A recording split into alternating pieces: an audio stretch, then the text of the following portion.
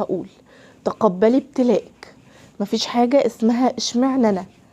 اعرفي كويس ان الابتلاء ده لهاكي عن معاصي كتير كان ممكن تقعي فيها وتخسري اخرتك، لهاكي عن ابتلاءات كتير لا قدر الله في اولادك او في اهلك او في اخواتك. هو ابتلاء من ضمن الابتلاءات، وربنا مطلع على نفسك وعارف ان ده وسعها ان هي تستحمل شوية مرض نفسي من جوزها او ضغط عصبي ونفسي علشان تتطور وتبقى احسن، فالابتلاء ده يقف. فاهمه؟ انت لما تتقبليه وتبداي تشتغلي في انك تصلحي اللي باظ فيكي، الابتلاء ده صدقيني هيقف، عشان ربنا مش خلقنا يعذبنا، هو جايبنا في الدنيا علشان نتزكى، عشان نفسنا وروحنا تبقى اعلى واهدافها اعلى، وتبقى ما فيهاش ضغائن ولا فيها حسد ولا فيها حقد.